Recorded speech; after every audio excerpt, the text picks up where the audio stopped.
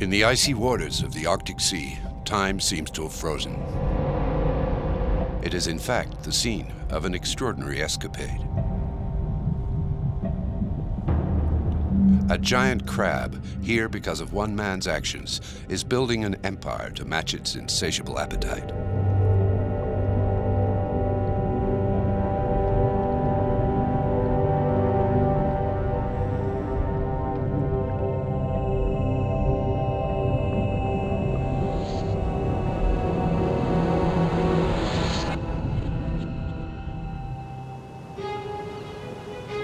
King crabs were not originally found on the European coast.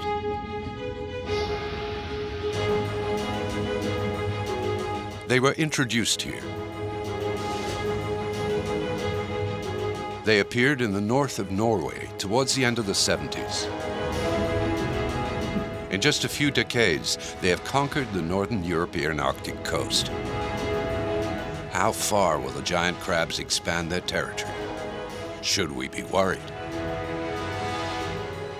Scientists are continuing to discover the resources and adaptability of this crustacean invader. They are evolutionarily very successful.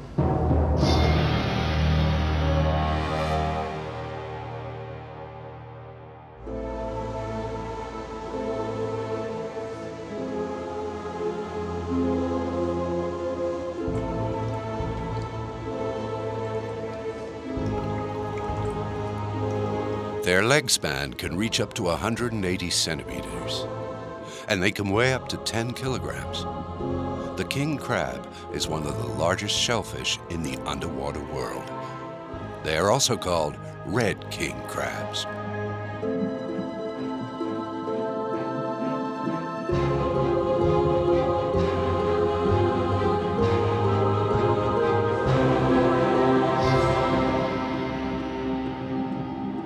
Their scientific name is Paralithodes kamtchatticus. This is Latin for stone crab that comes from Kamtchatcka, the peninsula in the Russian Far East. Marine biologists started to worry when the crabs were found in Norwegian waters at the end of the 70s.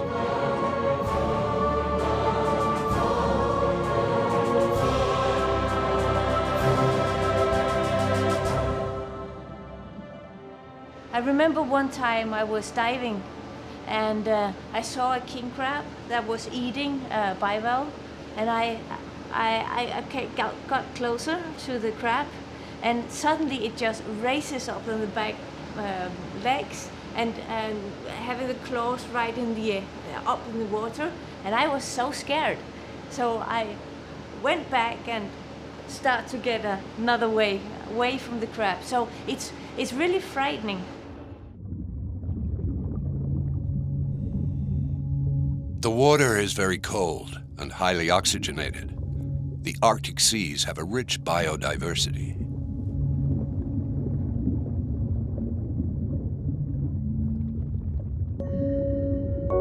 Over 4,000 species have been discovered in the Barents Sea, more than in any other of the Arctic seas. This inventory is far from complete.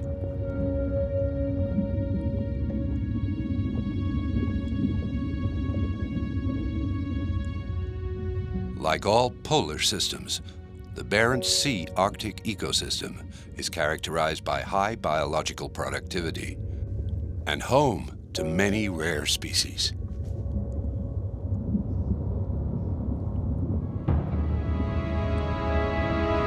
The ecosystem is very rich, but also very fragile, and not strong enough to withstand a predator as powerful as the giant crab.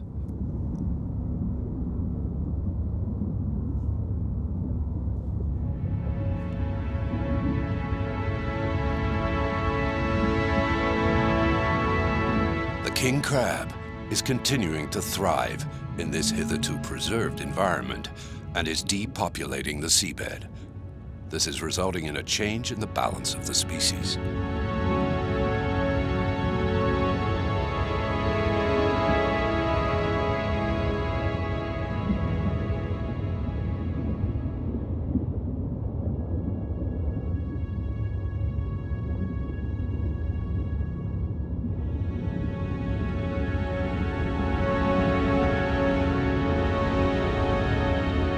king crab has an insatiable appetite.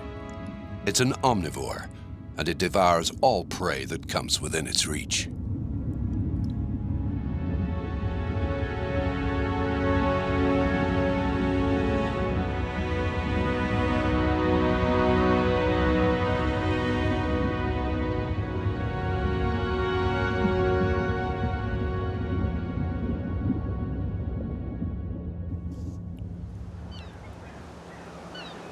Bugnes Port has 200 inhabitants. It is 500 kilometers north of the Arctic Circle and is dependent on its cod and salmon trade. It's one of the first villages in Norway where the king crabs appeared.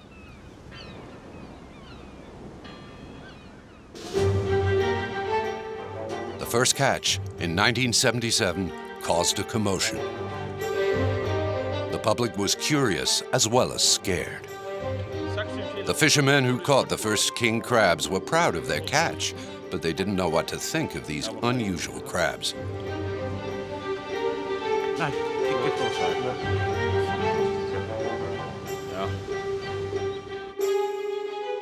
How did the crabs come to Norway?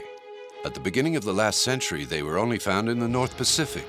Americans, Japanese, and Russians fished and sold king crabs. King crab sells for a good price, and the export trade is successful. Stalin, and then Khrushchev, was convinced that this miraculous crab would help to feed people on the shores of European Russia. Yuri Orlov, a Soviet scientist, embarked on a project in 1961. Orlov captured crabs that lived on the Kamtchatcka coast. His aim was to move them to the other side of the continent. Orlov tried out different types of transport: helicopters, planes, trains. He took thousands of crabs through Siberia. They traveled from Vladivostok to Murmansk, a journey of more than 10,000 kilometers. Many crabs perished during the journey.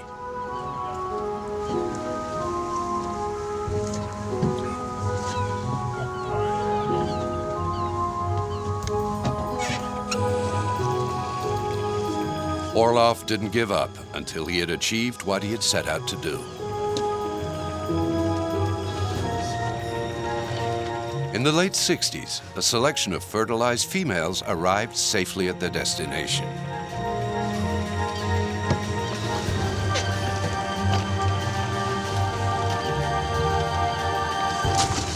They were placed in the water 6 miles from Murmansk in the Kola Gulf, where it opens up into the Barents Sea. The king crabs multiplied quickly. By the end of the 70s, they had colonized the Russian waters and moved into Norway. They followed the northern coast of Scandinavia and descended towards the south. In 2009, a king crab was caught in Bergen.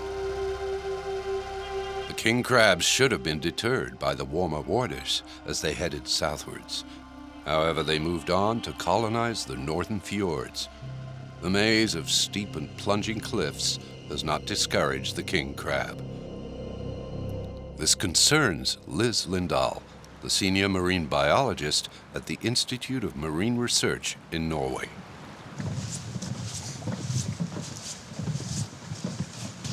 So I was here also for several years ago, before the king crab came into the inner parts of the fjord. So this is the reference point. And as you have told me, that now the king crab has come. And we need to look how it looked like now. And we compare it to what it was before. Yes. Step in here. So, now we are approximately here. So this is the places where we are a bit afraid that there might be too much king crab, and that had maybe a very big impact on the Arctic fauna. Yeah, because fauna here is the same as you find in the Spitsbergen area. Yeah, and all the way up in the Barents And Sea. if it's removed from here, we don't know where it can be replaced from. It is still unknown whether the king crab has fully colonized the Porsanger fjord, or if some areas remain unaffected. Crabs move quickly and are difficult to locate. So how deep is it here? We are approaching now this location where we expect to find some crabs, and here's probably some small fishes. You can't detect them using a sonar device. The only way to know where they are is to dive in and look for indications. I would like to see on the bottom animals if we find any fingerprints from the king crab. Yes. So if there are any bivalves that is crushed, Yes. or any sea stars that are missing arms, Yes. that's what I'm want to look for. Okay.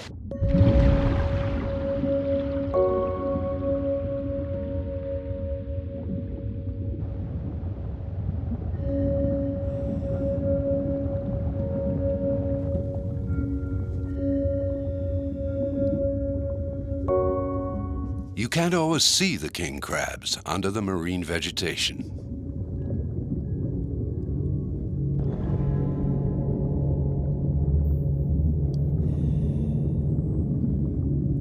There are definitely king crabs in the Porsanger Fjord, but it's difficult to say how many exactly. So the divers collect traces of their eating to establish the density of their colony.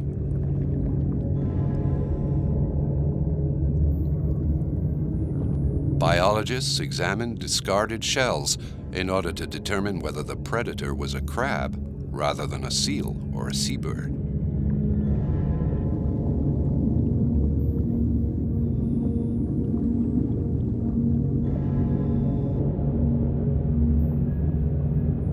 In certain places, the seabed is covered with shell remains.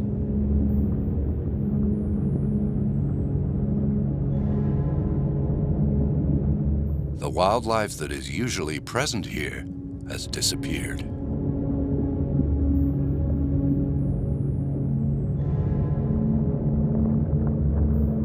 The crabs roam the almost deserted seabed in search of any remaining prey. It's more than likely that they are responsible for this carnage.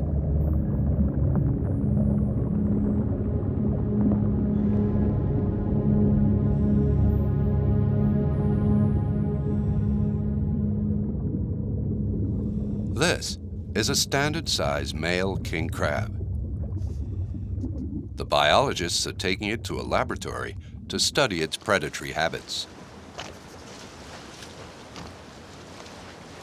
Lise's fears have been realized.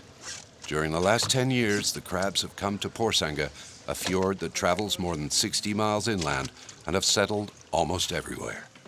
The next step is to evaluate the impact of the king crab on marine life.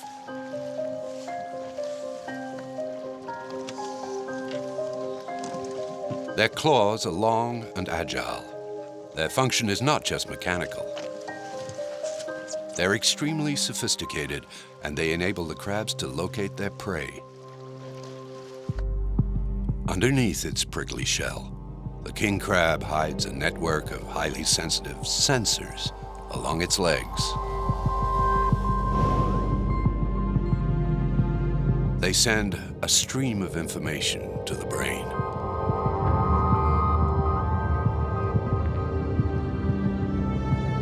Touch-sensitive hair is located on the ends of its claws and can detect shells that are buried in the sand.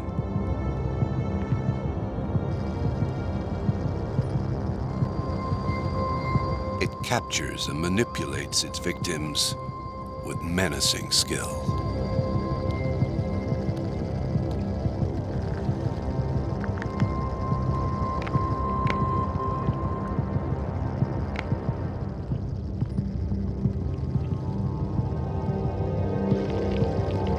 It has small, agile fingers on the side of its mouths. It is covered with tactile hairs that determine the taste and suitability of its prey. If it's okay to eat, the crab moves the food towards its mouth. The crab uses its mandible to crack the shell into pieces and tear the flesh apart before swallowing it.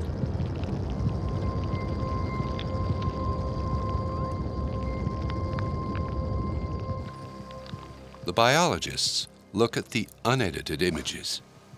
the king crab and the sea anemone is eating aggressively the medusa here. Yeah, it's amazing. And It's amazing. it's not even affected at all by these sting cells. No, it even takes it right into the mouth. Yeah, and it looks actually, I find it tasty. Yeah. The young crab has caught a jellyfish and doesn't seem to be affected by its sting. Are really fighting for them as something, Yeah. as a treat.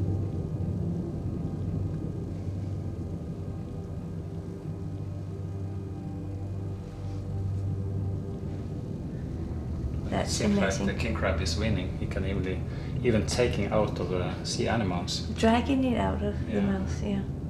So it's a really aggressive predator. It's really competitive in this new habitat. Yes. So they get easily through their defense mechanisms. So Yeah, it's- through thousands of years, these species have adapted to their environment, but suddenly a new invasive is coming in, and they are harmless. They cannot protect themselves for this kind of predation.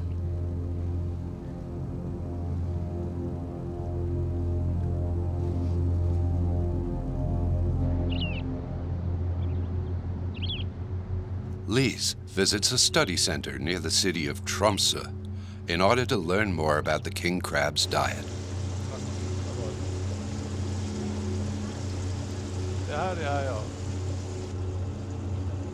She is attempting to measure the amount of food that each crab consumes on a daily basis in order to estimate the damage that a crab colony can cause in a fjord.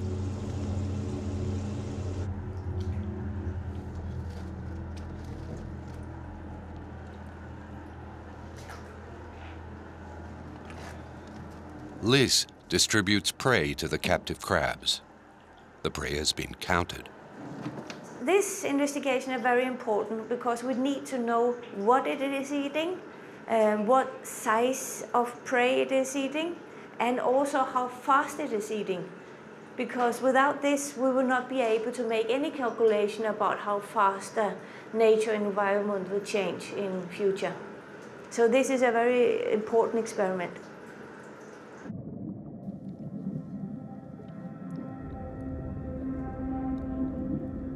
The experiment takes place at night. This is the period of maximum activity for the king crab. They are filmed for 12 hours. The crabs start by attacking the starfish. They have soft flesh and are easy to catch.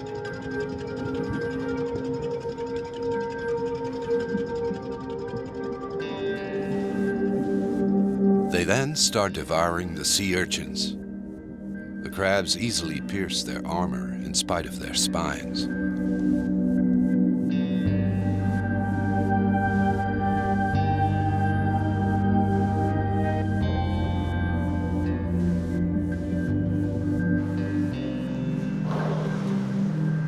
Now I am curious what has happened during the night. So I see that it seems as everybody has been eating at least one sea urchin and one sea star. And extrapolating this to the nature, we will see that for each king crab per day they will remove prey or two prey. So that will make a difference if the population of king crab becomes big enough. By eliminating certain prey, such as the starfish, and by sparing the larger prey, such as the bivalves, the king crabs have created an imbalance in the ecosystem and consequently have caused a loss of biodiversity. The king crab does not only use its claws to search for food. It also has remote sensors that allow it to locate prey that is out of sight. These antennas are the equivalent of the nose. They constantly sweep the area in search for prey. They have ultra-sensitive sensors that are able to detect more than 400 different molecular odors.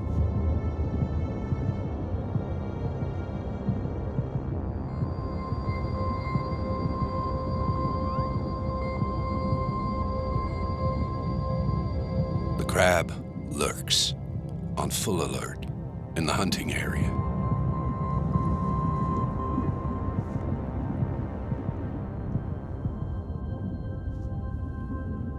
It has detected prey using its antennae.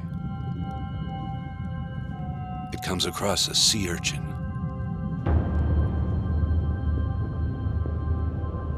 It cracks the shell open in just a few seconds.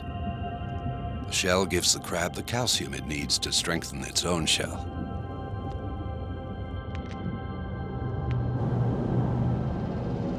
The sudden arrival of this insatiable predator in the hitherto untouched fjords has endangered the entire food chain. It is essential that the scientists discover more about the king crab and the way in which it is colonizing the coasts and the fjords.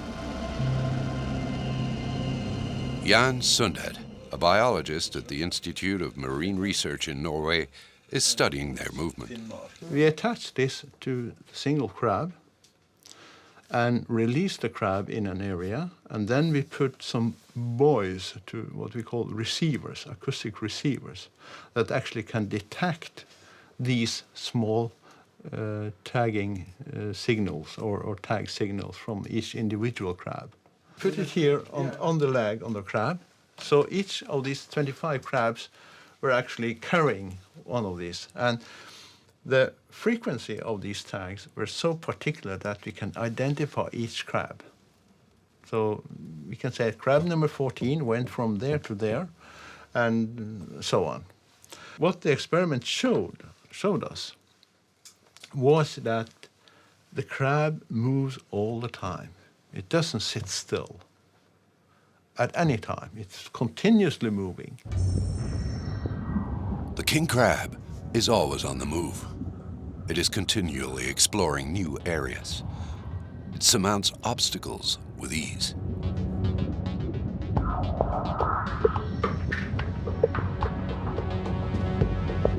The uneven depth of the fjords and the temperature of the water is perfect for the king crab. Some of them settle permanently in the fjords. Their sedentary presence leaves little chance for marine life to regenerate.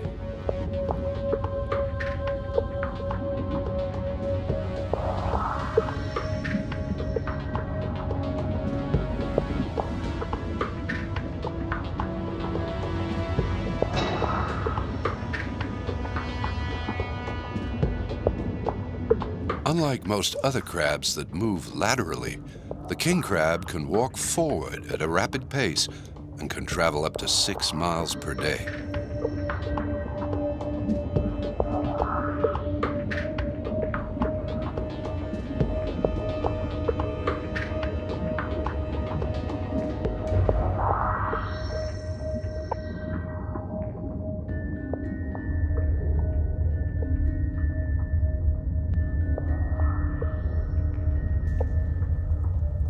By tracking crabs that have been equipped with tags, scientists discovered that they could move into the deeper fjords, some more than 200 fathoms deep. This is surprising given that the seabed is empty at such depths, at least in appearance. There is an abundance of wildlife in the mud that is produced by the decomposition of surface organisms. The king crabs are aware of these hidden resources. They burrow their long fingers into the sludge and devour everything they find.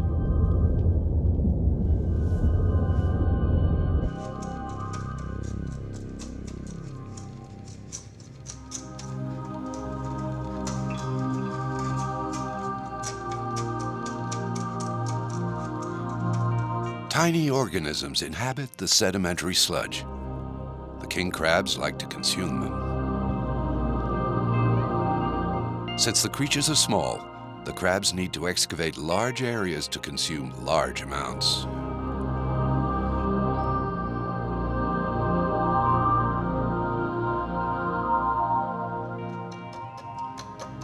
But in the deepest basin, we also have sediment or sand. And inside that, we have a lot of worms, bivalves, and tiny small crustaceans. So they also have a much higher regeneration time or productivity than if we compare this biomass with the sea stars and sea urchins and big prawns that we find in the Arctic basins.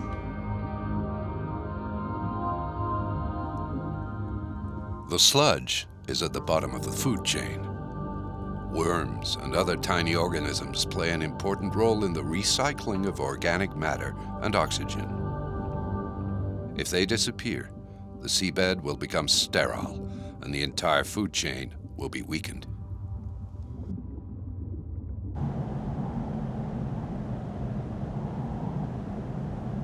The biologists fear that crabs will reach particularly fragile areas that are home to rare marine organisms and relics of the last ice age.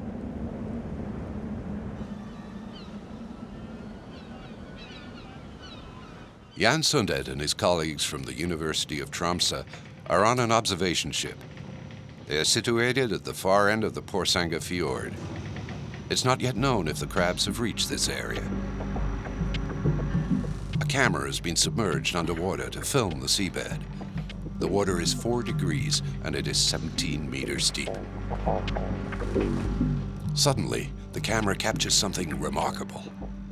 There are so many crabs that the seabed is barely visible. What has caused them to gather together? It looks like it's a group of young crabs.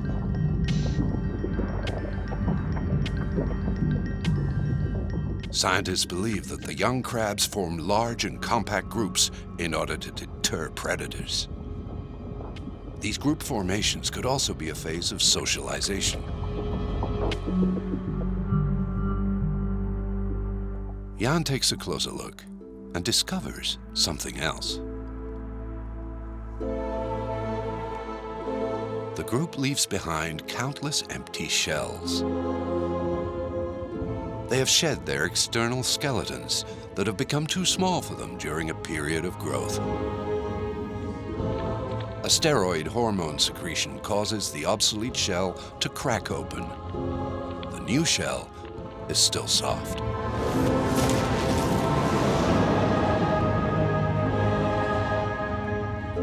This means that the crabs are extremely vulnerable, and this is perhaps the reason that they shed their shells in groups and form a colony. Fully grown king crabs molt less frequently. This rebirth cycle allows them to regenerate and strengthen their shells.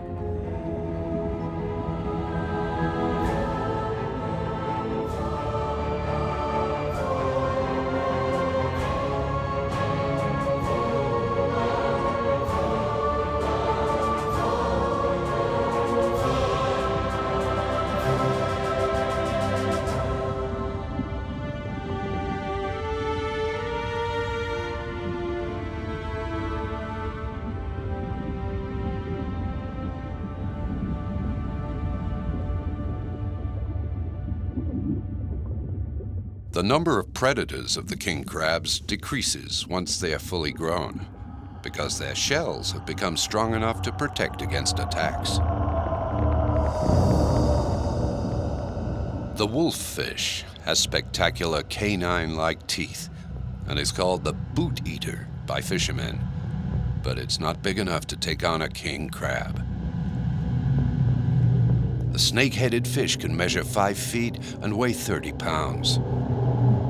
It shares more or less the same prey as the king crab and does not appreciate the new competition on its territory.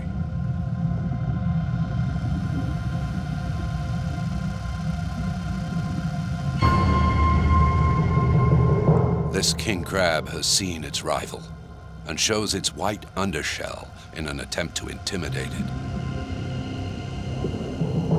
If the wolffish attacks the crab, it can rely on its natural armor. The crab's shell withstands its opponent's teeth, even if it loses a leg or two. The wound is immediately covered with a protective membrane that prevents it from bleeding.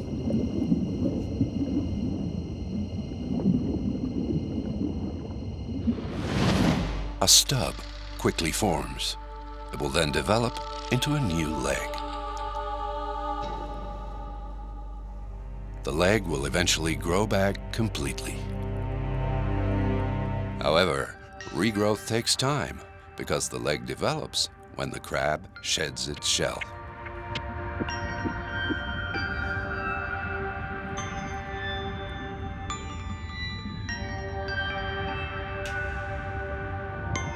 Many of the king crabs are lame, but they still survive. They show extraordinary resilience. This remarkable resistance is also combined with a tremendous capacity for reproduction.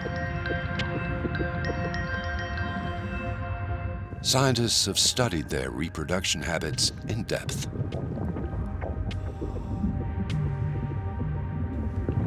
They have found that females prefer to mate with large males.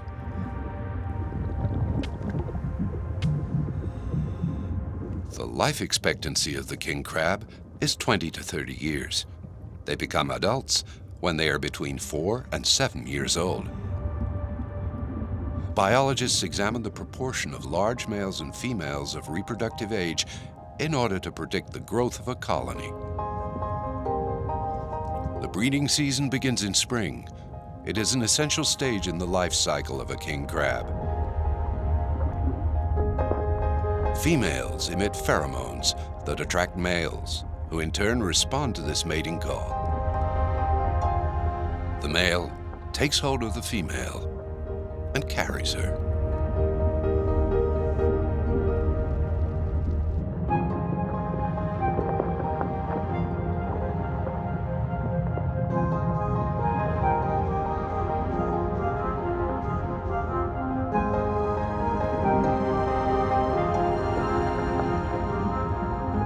The male and female remain closely entwined for 2 weeks.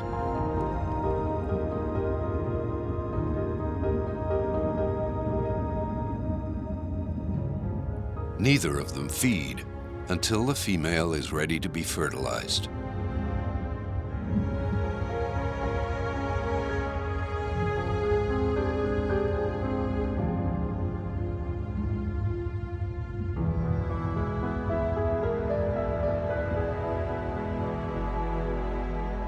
As with other crab species, they store their eggs inside their shells. However, the female king crabs keep their eggs for a long period, approximately a year, to ensure good maturation. Immediately after hatching, up to 400,000 larvae disperse throughout the water.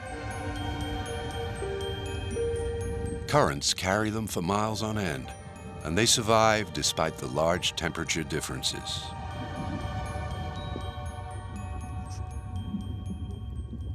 It is springtime. The larvae take advantage of plankton bloom to feed and start their growth. They move slowly and have to hide from the countless predators that are ready to pounce on them.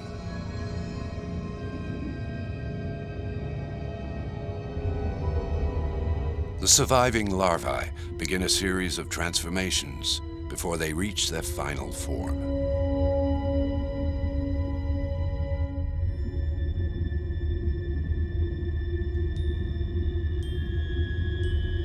The larvae become small crabs.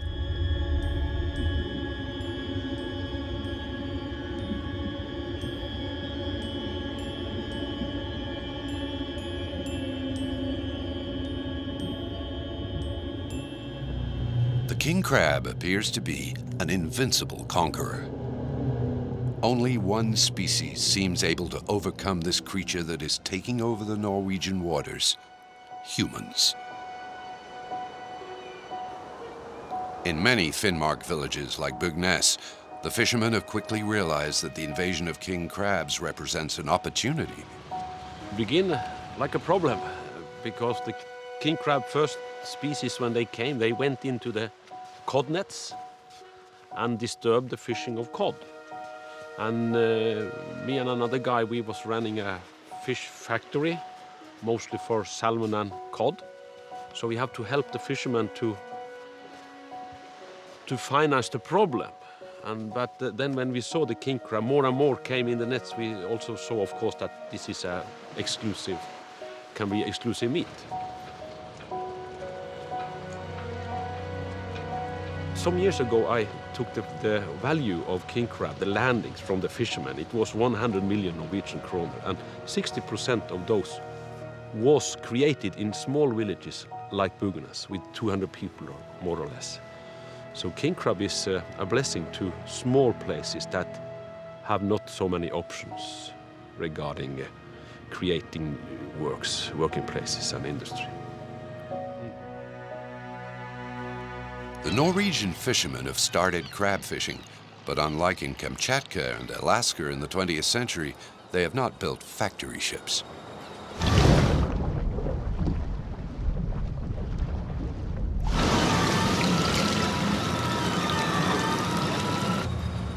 They have simply adapted their equipment for king crab fishing, and they work on small boats that are less than 15 meters long and enable them to fish at sea or in the fjords.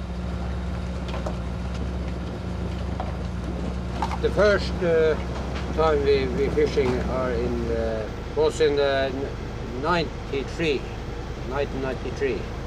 Then we begin, and we was 4 boats in 1993, and now we are 500.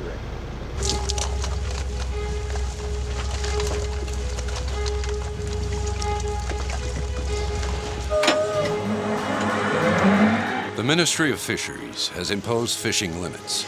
They do not want to exhaust this new resource and have imposed quotas in order to preserve the stock.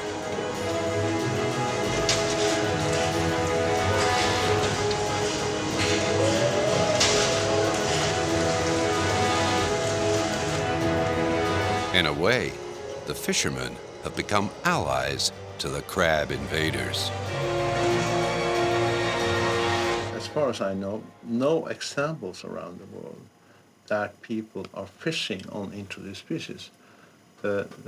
Mainly, the management goals of introduced species is that to get rid of it as soon as possible. But in Norway, we have actually said that we want to keep it in a certain geographical area. Outside this area, we want to get rid of it. So it's actually 2 different management goals, which are actually contradictory. Regulations require Norwegian fishermen to put females back in the water if they are carrying eggs.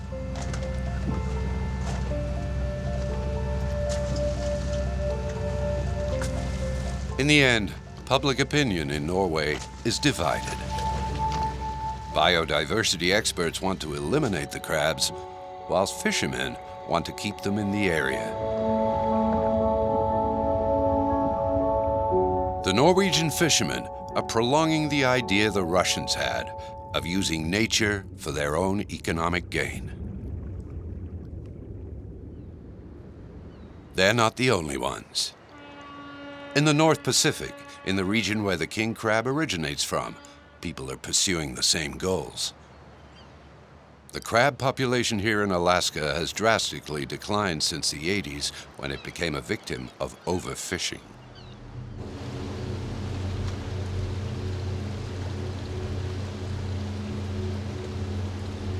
Laboratories in the Act Crab program are working to reconstitute settlements of several species of king crabs on the North American coast.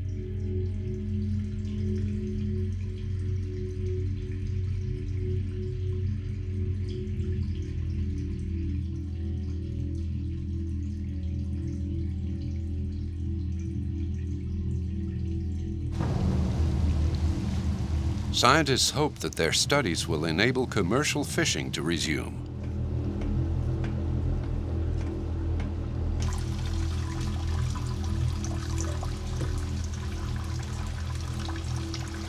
These Glaucothoe are looking really healthy. I'm very proud of all the research that we've accomplished here at the hatchery. We feel like we've overcome the hurdle of culturing the larvae to the juvenile stage. And these Glaucothoe they're looking very healthy, and several months from now we'll hopefully be releasing them back into the wild at some point in the near future.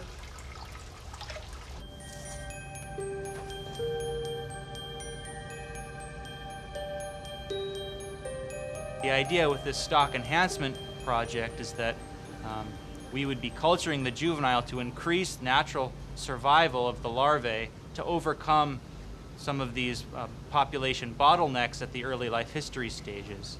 And so sort of man interfering and improving that population bottleneck is sort of a strategy to try to get some of these depressed populations to increase in numbers.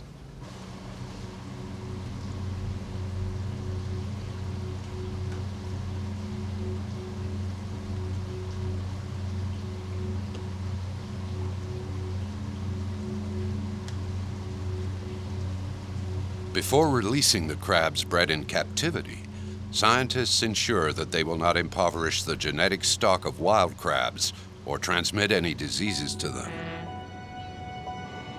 Is this the miracle solution that the Alaskan fishermen are hoping for? Ultimately, nature will decide.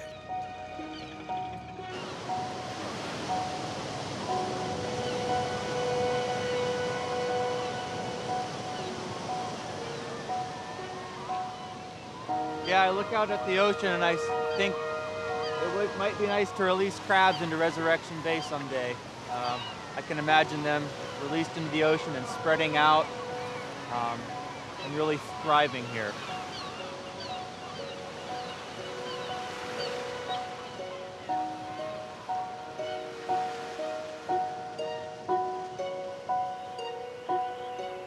The king crab is opportunistic and resourceful. Its reign is far from over, and its many skills are yet to be revealed.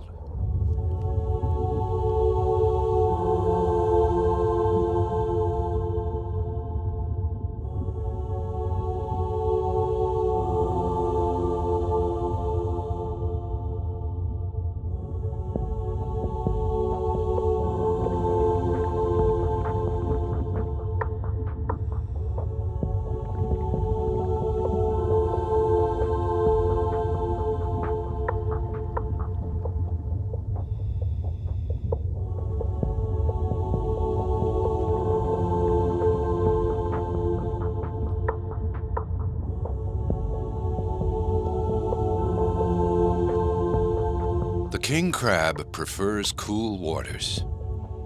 Scientists are hoping to anticipate its future distribution by studying its ability to withstand higher temperatures out of the Arctic seas or due to global warming.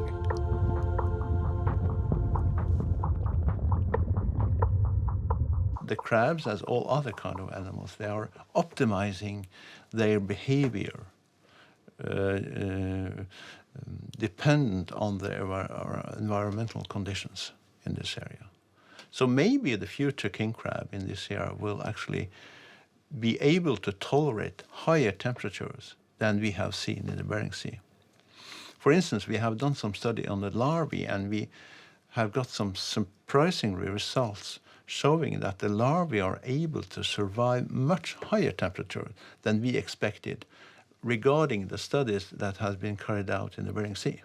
Maybe temperature up to 18-20 degrees, and which is much, much higher than we expected. Yuri Orlov, the man who brought the king crabs to the North Atlantic, was convinced that they would be transported either by fishermen or as larvae traveling in ship ballasts, and would colonize the coast right up to Gibraltar. This would mean that they are able to travel through the warmest waters in Europe, like here in the English Channel. This might not be possible. The temperatures here in early June do already exceed 13 degrees water temperature, which is the maximum king crab species, or at least some of them, can survive.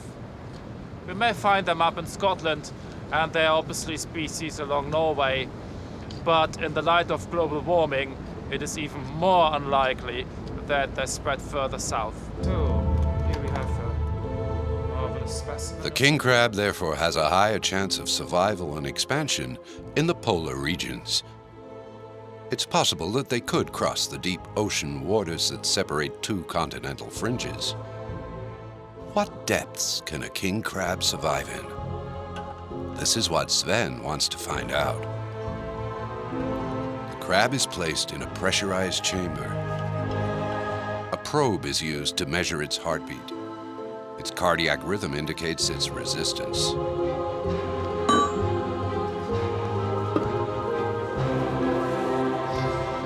The increasing pressure simulates a descent into an abyss. 30. External change in heartbeat frequency. 35. 85.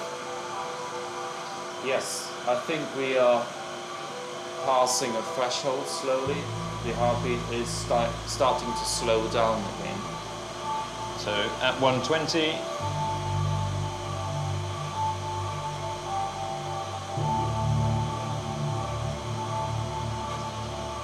Which is equivalent of 1,200 meters water depth. It's pretty significant. Increasing to 125 bar. So that's 125 bar, 1,250 meters water depth. Do you think this crab can survive any more pressure? I really think we should stop now because the respiration rate is going down. Okay, we'll reduce pressure.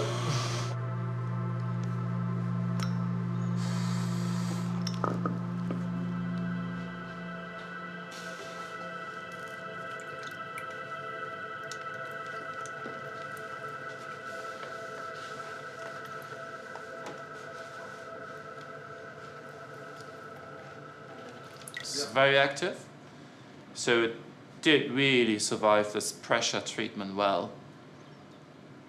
No damages. This is a very shallow water king crab, and it would probably do well up to 1,000 meters water depth.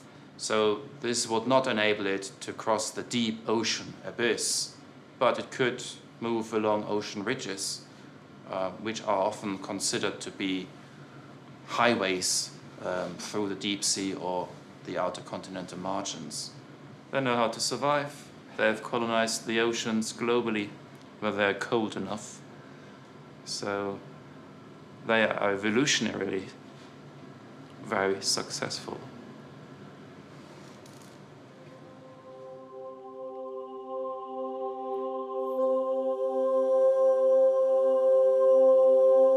With such extraordinary capacities, the future of the king crab is wide open. Its resistance to low temperatures and deep waters and its capacity for adaptation has enabled it to exist throughout millions of years of evolution, during which the climate changes have been severe and numerous. Whatever happens, it will always find an area in the sea where it can take refuge, and if conditions are favorable, it will proliferate. An area of the sea where ice is melting, where water is slightly above 0 degrees, is an ideal condition for this king of the sea.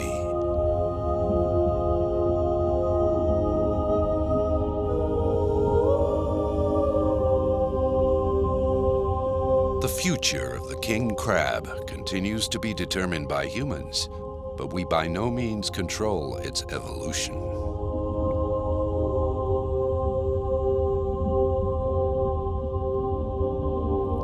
Now that the door to the icy Arctic seas has been opened, the king crab Conqueror is free to determinedly continue its search for new territories, to reign supreme.